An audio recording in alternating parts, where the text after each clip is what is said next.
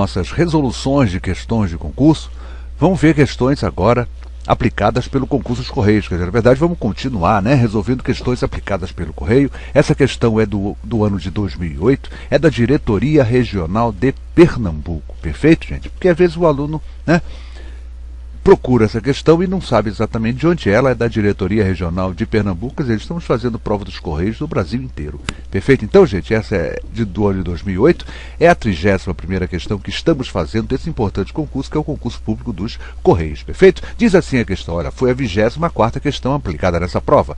Ela fala assim, ó, descubra o CEP que está faltando, né, no cartão postal de Carol, sabendo que ele é o resultado da equação. Aí nos é mostrado uma equação, x mais 3 sobre 3 menos 3 é igual a x mais 3 sobre 4 menos 2, multiplicado por 10 a 4. Quer dizer, é o valor de x encontrado para essa equação, né, que é uma equação inteira, apesar de ter denominadores, né, ela não se caracteriza em fracionária, já que não tem incógnita em denominador. Então é uma equação inteira do primeiro grau, tá bom? E o resultado disso eu multiplico por 10 a 4 e acharei então o CEP, né? Lembrando que é CEP mesmo, é o código de endereçamento postal.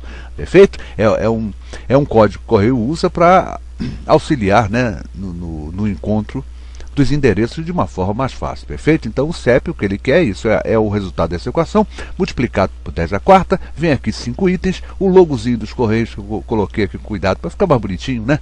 Para a gente reconhecer que é realmente uma questão oficial dos Correios. Tá bom? Então, gente, vamos resolver? Gente, o que eu tenho que fazer aqui é resolver essa equação, né, inteira do primeiro grau.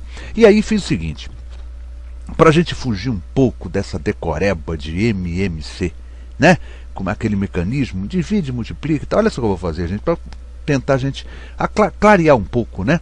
O que é que acontece com esse negócio de MDC, de MMC? Olha só, eu vou calcular o M, eu tenho que arranjar o seguinte, gente, eu tenho que pensar um múltiplo, que seja um múltiplo de 3 e de 4 ao mesmo tempo. E por que eu vou fazer isso? Não é isso?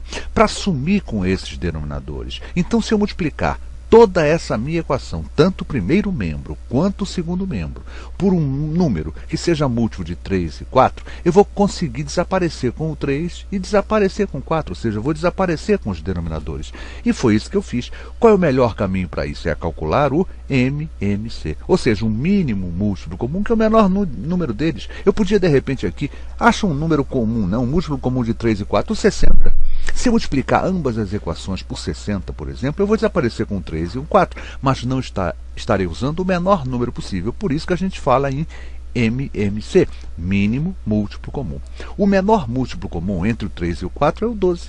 Perfeito? E foi isso que eu fiz, eu multipliquei toda essa equação por 12. Quer ver só como é que eu fiz? Ó, 12 vezes x mais 3 sobre 3, menos 12 vezes 3, é igual a 12 vezes x mais 4 sobre 4, menos 2 vezes 12. Ou seja, a equação não se altera quando eu multiplico ambos os seus membros por um número que não seja zero. Perfeito? Um número diferente de zero. E aí, gente, é só trabalhar isso aqui. Perfeito? Vamos trabalhar? Ó, o 12 com 3, lembra que eu falei isso? O 12 com 3 simplifica e dá 4. Perfeito? Olha lá. Então já tem aqui 4, que multiplica x mais 3, menos 2 vezes 3 é 36. É igual a quanto? Ó, 12 com 4 vou cortar, não é isso? Vai ficar 3. Então 3 multiplica x mais 3, menos quanto? Menos 2 vezes 12, 24. O que eu fiz aqui, gente, é exatamente aquele mecanismo que a gente está acostumado a fazer, né? De calcular o MMC, divide pelo novo denominador e assim por diante, não é isso? E a gente vai recair exatamente aqui. Eu só quis mostrar para tentar desmistificar um pouco, né, essa coisa do MMC, essa decorebazinha que as pessoas fazem sem saber por que estão fazendo. Perfeito? Então, e agora vamos trabalhar isso aqui, que é uma equação, agora ficou uma equação inteiríssima. Essa já era inteira, né? Apesar de ter denominador. Essa ficou inteiríssima, porque não tem nada, nem vestígio de denominador. E agora vamos trabalhar, ó.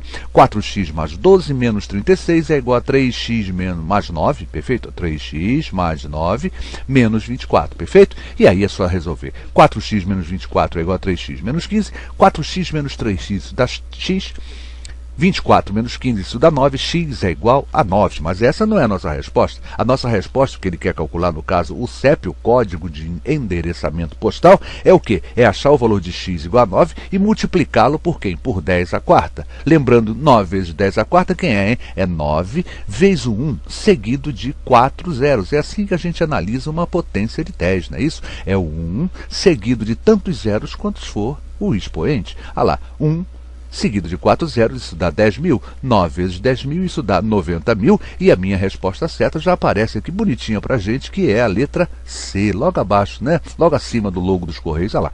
Minha resposta certa, letra C. Nessa interessante questão, né? Quer dizer, na verdade é uma questão que foi contextualizada, e eu sempre acho que é interessante a contextualização. Essa aqui, por exemplo, né, é uma contextualização que não nos tira a atenção do problema a resolver. Então eu acho que é válida, é interessante, para não ficar aquela coisa, resolver a equação, não é? Então a gente aqui tem uma contextualização que não afasta o aluno do raciocínio principal, que é o raciocínio matemático, né, a resolução dessa equação do primeiro grau. Perfeito, gente? Uma questão simples, mas uma questão bonita, né? Valeu a pena de fazer. Até reproduzir exatamente o que aparecia na prova. Lá botei até uma carta, né? A carta lá não era azul, não. Eu botei azulzinho para ficar tudo bonitinho azul. Tá bom, então, gente? Mais uma questão resolvida dessa interessante instituição que é os Correios, perfeito? Muito procurada, né?